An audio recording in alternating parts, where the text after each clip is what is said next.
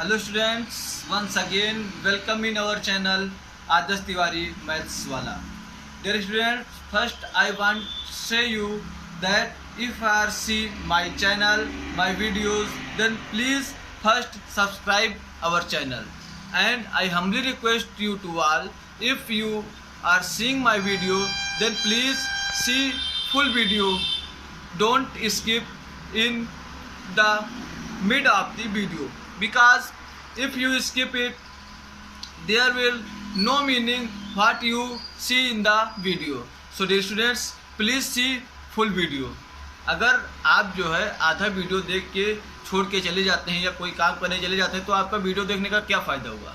आप बहुत से स्टूडेंट्स ऐसे हैं, बहुत से बच्चे ऐसे हैं जो ऐसा करते हैं कि वीडियो ओपन करते हैं, 1 सेकंड देखा, हाँ ऐसा ऐसा कर रहे हैं, फिर उसके बाद वो स्किप कर देते हैं। तो ये गलत बात है, इससे आपको कोई फ़ायदा नहीं होने वाला है।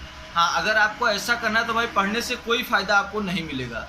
सो humbly request to you, if you are seeing my video, then see full video please. Okay students, now we will today start number system part 3. So now we will ready. तो स्टूडेंट्स, मैंने number system part 1 में आपको ये बताया था, whole number, natural number, integer. उसमें मैंने आपको रियल नंबर नहीं बताया था। तो रियल नंबर वह नंबर्स होते हैं जिनके बारे में अभी तक आप पढ़ते आए हैं। Rational, irrational, whole, natural, integer, prime, जितने भी प्रकार के नंबर आप पढ़ते आए हैं वो सब रियल नंबर के अंतर्गत आते हैं। सो इसको डिफिनीसन भी आप लिख लीजिएगा। ये मैंने आपको बताया था फर्स्ट पार्ट में, फिर ये सेकेंड में, और फिर इसके बाद पाइथागोरस रूल से मैंने स्टार्ट किया था आपका नंबर सिस्टम पार्ट 2 में। तो उसमें मैंने बताया था Pythagoras theorem, terminating, non terminating, और उसके बाद how you find irrational number between two rational number, यही सब मैंने बताया था। आज हम लोग जो स्टार्ट करेंगे वो स्टार्ट करेंगे ऑपरेशन ऑन रियल नंबर। तो रियल नंबर पे ऑपरेशन कैसे लगता है या क्या क्या होता है, या आप ये मान लीजिए कि कैसे रियल नंबर में सम होता है, डिफरेंस होता है, उसको आज हम स्टार्ट करते हैं।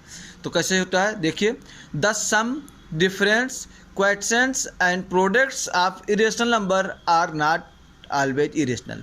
मतलब इनका कहने का मतलब है कि जैसे दो इरेशनल नंबर हैं, इरेशनल नंबर की डेफिनेशन मैंने आपको बताई थी कि those number which are non terminating and non recurring is known as irrational number. तो उसी में तो ऐसा ये हमेशा सदैव नहीं होगा कि दो इरेशनल नंबर को जब आप जोड़ें, घटाएं, गुणा करें या आपस में विभाजित करें तो हाँ सदैव एक इरेशनल नंबर है, ऐसा नहीं होगा। अब बहुत लोगों के पास ये होता है कि नहीं ऐसा ही होगा। तो ऐसा कैसे होगा भाई, जब आप देखिए √6 प्लस ब्रैकेट में अगर आप -√6 लिखते हैं तो इसकी वैल्यू क्या हुई, 0, और 0 is a rational number, because we can write 0/1 is equal to 0। √2 into √2 को -√2 करेंगे तो वैल्यू 0 आएगी। हाँ, एक चीज़ और आपको बताएंगे, आप पहले नहीं पढ़े हैं कि रूट के अंदर जो नंबर लिखा होता है उसको सेम रूट के नंबर से अगर हम मल्टीप्लाई करते हैं तो वही नंबर आपको बाहर मिलता है। ठीक है स्टूडेंट्स, जैसे √3 इंटू √3, इसकी वैल्यू आपकी 3 होगी। किसी भी नंबर को किसी सेम नंबर से अगर डिवाइड करेंगे तो हमेशा वैल्यू 1 आती है, ये आप पहले से जानते हैं। लेकिन देखिए दूसरी जगह पर हमने क्या लिखा है, when we add, subtract, quotients are product of irrational number with rational numbers, then we get always irrational number. जब हम एक रेशनल नंबर या एक इरेशनल नंबर को आपस में जोड़ते हैं तो उसकी वैल्यू क्या होती है, इरेशनल नंबर आती है। लेकिन आप ध्यान रखिए कि ये वो जो मैंने ऊपर बताया है कि वो दो सिर्फ इरेशनल नंबर के लिए था, लेकिन यहाँ पे क्या है, दो रेशनल नंबर तो आपस में हमेशा जोड़ोगे तो रेशनल ही आएगा, लेकिन एक इरेशनल नंबर और एक रेशनल नंबर को अगर आप जोड़ेंगे तो हमेशा एक इरेशनल नंबर आएगा। जैसे 2 + √3, ये हमेशा ऐसा ही लिखा जाएगा। या √3 की वैल्यू आपकी कितनी आती है, 1.73 समथिंग आती है। तो उसको आप जब करेंगे तो उसकी कोई आप फाइनाइट वैल्यू नहीं पाएंगे। इसलिए मैंने जो आपको बताया वो समझ में आया होगा शायद आपको कि जब एक इरेशनल और एक रेशनल नंबर को ऐड करते हैं, सब्ट्रैक्ट करते हैं या प्रोडक्ट करते हैं तो सदैव एक इरेशनल नंबर आता है। मैंने एग्जांपल आपको दे रखा है सब। अब मैंने ऐड करके दिखाया आपको कि 2√2 + 5√3 एंड √2 - 3√3। तो आप एक चीज़ ध्यान रखिएगा कि आप उन संख्याओं को तभी जोड़ पाएंगे जब रूट के अंदर की संख्या दोनों के लिए सेम हो। जैसे 2√2 हमेशा किसके साथ जुड़ेगा? जिसके पास आपका √2 होगा। 5√3 हमेशा किसके साथ जुड़ेगा? जिसके पास आपका √3 होगा। मतलब जो भी संख्या रूट के अंदर लिखी होगी वो आप तभी जोड़ घटा सकते हैं जब दूसरी संख्या सेम रूट के अंदर वही संख्या आपको मिलेगी। सो स्टूडेंट्स, नाउ तो मैंने लिखा है 2√2 + 5√3 + √2 - 3√3। तो अब फिर इसको मैंने √2 को एक ब्रैकेट में लाया, √3 को एक ब्रैकेट में कर लिया और फिर उसको मैंने ऐड कर दिया। मल्टीप्लाई में क्या होता है? देखिए, ऐसा जब मल्टीप्लाई में होता है तो जो रूट के बाहर नंबर लिखा होगा उसको आप पहले लिख लीजिए, फिर रूट के अंदर जो भी नंबर होंगे उसको आप अपना मल्टीप्लाई कर दीजिए। तो मैंने लिखा है 6√5 × 3√5। इसको आप क्या लिख सकते हैं? 6 × 3, ये दोनों बाहर हैं, फिर √5 × √5, तो 6 × 3 हो गया 18। √5 × √5 की वैल्यू आएगी 5। मतलब रूट के अंदर a × रूट के अंदर a, तो इसकी वैल्यू हो जाती है a। ठीक स्टूडेंट्स, तो इस क्या आंसर आया इसका? 18 × 5 = 90। नाउ हमने लिखा है डिवाइड 8√15 / 2√3। तो हम क्या लिख सकते हैं? 8√15 को लिख सकते हैं 8√3 × √5। √3 × √5 √15 होगा। फिर यहाँ पे अपान 2√3, √3 कैंसिल, 2 4 जा 8, मतलब इसका आंसर आया 4√5। फिर है मल्टीप्लाई 6√3 एंड 4√8। तो 6 4 जा, पहले हमने कर लिया 24, और 8√3 को मैंने फिर मल्टीप्लाई कर लिया, तो कितना हो गया? 24। हाँ, अगर 24 को आप फिर से करना चाहेंगे तो ये आपका आ जाएगा 2 × 2 × 2 × 3 × 2। मतलब आपका 4 बार 2 आएगा और 1 बार 3 आएगा। मतलब इसको आप क्या लिख सकते हैं? 4√3, सॉरी स्टूडेंट्स, 2√6 इसको आप लिख सकते हैं। तो अगर एक 2 आप और बाहर लाते हैं तो इसकी वैल्यू हो जाएगी 48√6। स्टूडेंट्स, समझ में आया होगा मेरी बात शायद आपको। मैं आपको करके दिखा देता हूँ, यहीं पे आप ध्यान से देखिएगा। ये जो 24 लिखा है इसको हम लिख सकते हैं 24 × 2√6। इसका मतलब क्या हुआ कि 2 का स्क्वायर करेंगे तो 4, और 4 अंदर जाएगा तो 6 4 जा 24 आएगा। तो इसको आप इसको मल्टीप्लाई कर लीजिए तो ये हो जाएगा 48√6। स्टूडेंट्स, मेरे हिसाब से आपको समझ में आया होगा। अगर इसको आप मतलब एग्जाम में आता है तो आप यहाँ तक की वैल्यू निकाल के आप रखेंगे, ना कि यहीं आप छोड़ के चले आएंगे। ठीक है स्टूडेंट्स। नाउ फिर इसके बाद हम क्या करते हैं? इसके बाद मल्टीप्लाई आपको मैंने समझा दिया कि रेशनल का मल्टीप्लाई कैसे होता है, ऐड कैसे करते हैं, सब्ट्रैक्ट कैसे करते हैं। तो ये तो हो गया आपका जो है एक्सरसाइज के 1.5 का आधा आप यहाँ से सॉल्व कर सकते हैं, जितना मैंने आपको बताया। फिर इसके आगे का पार्ट मैं आपको डिस्क्राइब करता हूँ, एक्सप्लेन करता हूँ। मैंने यहाँ पे कुछ प्रॉपर्टी लिखी है, ये बहुत इंपॉर्टेंट प्रॉपर्टी हैं। इसको आप सीधे सीधे बाद में यूज़ करेंगे आइडेंटिटी के रूप में। √a + √b मल्टीप्लाई करना है √c + √d से। तो इसमें क्या होता है कि पहले √a से आप मल्टीप्लाई करेंगे दोनों को, फिर √b से आप मल्टीप्लाई करेंगे दोनों को। फिर उसके बाद दूसरी प्रॉपर्टी है √a + √b, दूसरे ब्रैकेट में √a - √b। आपने पढ़ा है फार्मूला a + b, एक ब्रैकेट में, दूसरे ब्रैकेट में a - b, तो इसकी वैल्यू क्या होती है? a² - b²।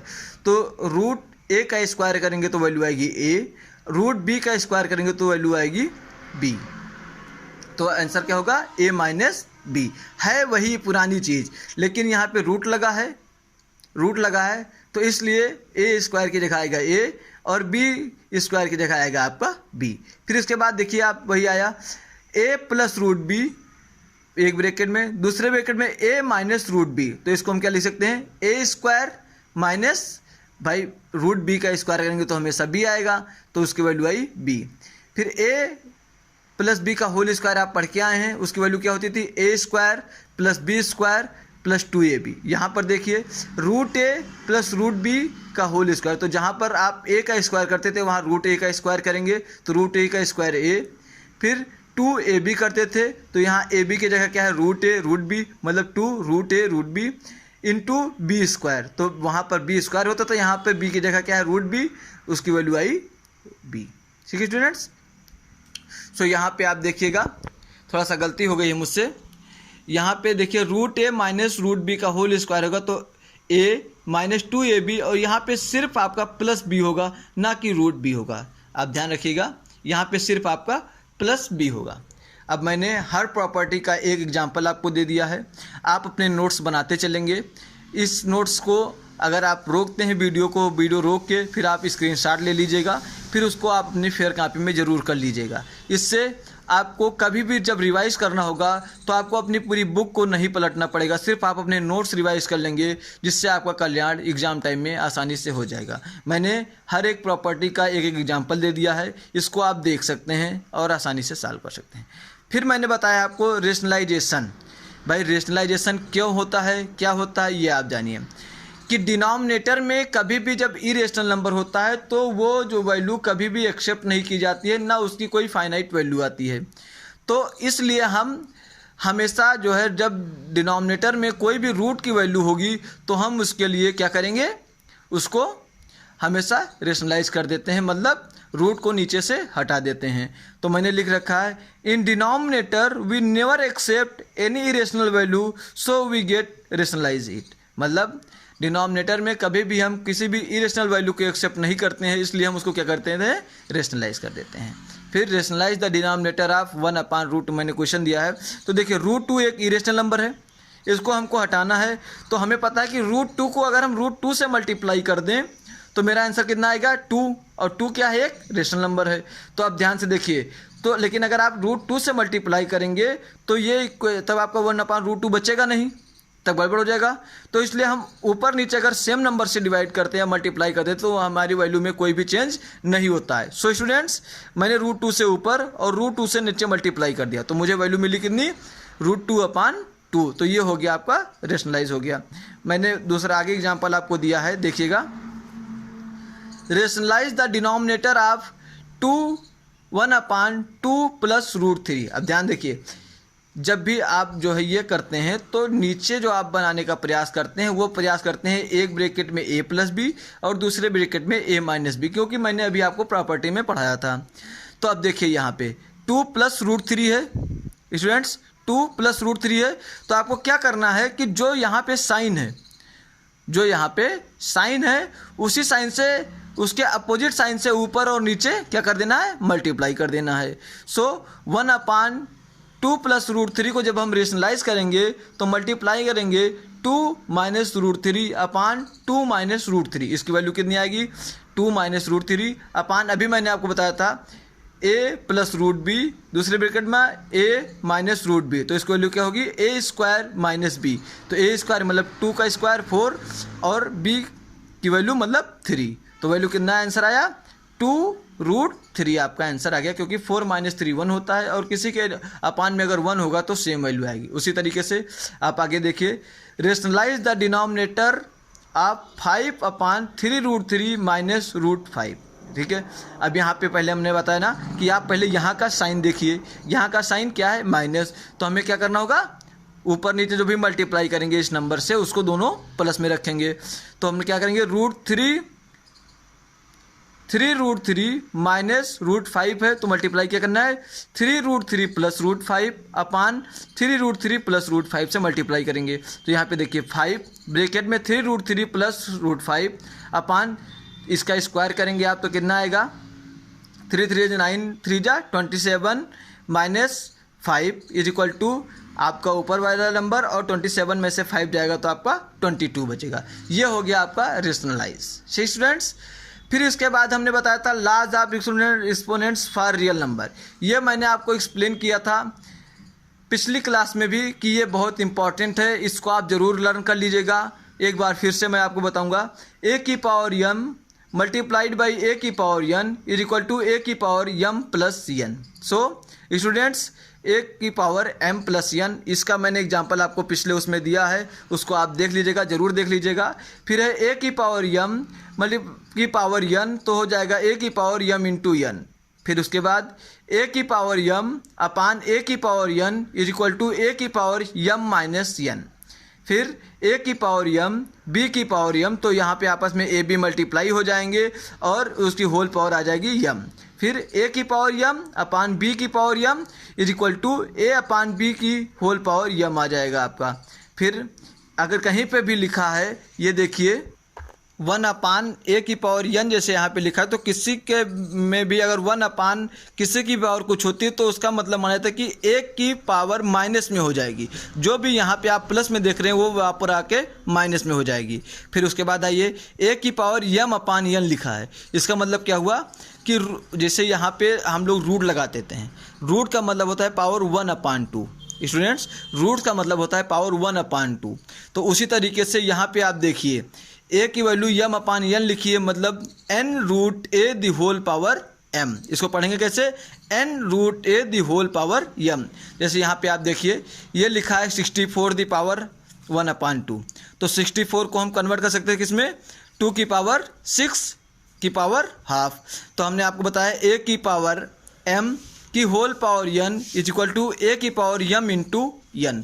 तो यहाँ पर क्या हो गया आपका 2 the power 6 into 1 upon 2 is equal to 2 the power 3 is equal to 8। ऐसे यहाँ पे देखिए 9 की पावर 3 अपान 2 है, तो यहाँ पे 2 आपका स्क्वायर के पहले आएगा और 3 उसकी पावर लगेगी।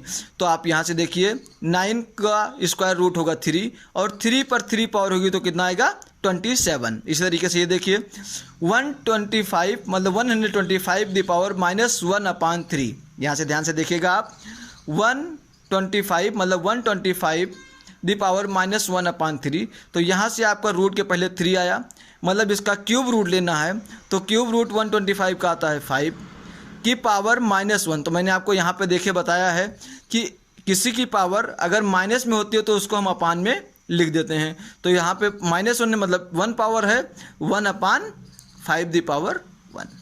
ठीक है students, so now you can solve your exercise very easily. अब आप देखिए मैं आपको आपकी एक्सरसाइज दिखाता हूँ।